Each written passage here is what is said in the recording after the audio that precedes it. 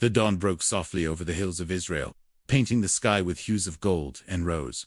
Eliab rose before the sun, as he always did, stirred not by habit alone, but by a restless stirring in his spirit. The flock still slept, clustered together like pale stones upon the earth, and the air carried the quiet promise of a new day. Eliab wrapped his cloak tightly around his shoulders and walked to the crest of the hill, where the wind spoke in whispers only shepherds seemed to hear. As he looked across the valleys, memories of the previous night returned to him. He had dreamed again of fire that did not burn, of a voice that called his name without sound.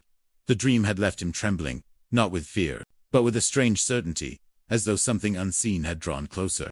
Eliab pressed his hand against his chest, feeling his heart beat strong and steady, yet marked by an urgency he could not explain. The sheep began to stir, and Eliab moved among them with gentle care. Each animal was known to him, each face familiar. He guided them toward a narrow path leading down to fresh pasture, his staff tapping softly against the stones.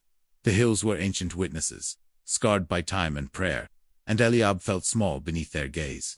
Yet within that smallness, a quiet strength grew. As the sun climbed higher, Eliab reached a spring hidden between rocks. Clear water flowed endlessly, a gift in a land often thirsty.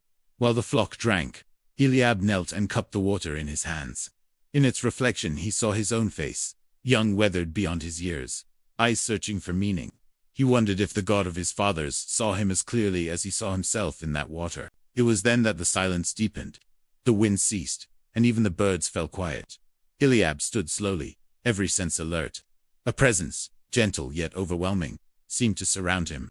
His heart pounded, and he felt the ground beneath his feet as if it were holy. Though no form appeared before him, Eliab knew he was not alone.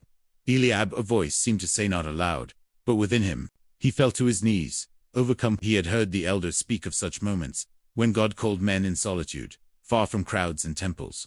Eliab had never imagined such a call would come to a shepherd like him. Tears welled in his eyes, and he whispered, "Here I am."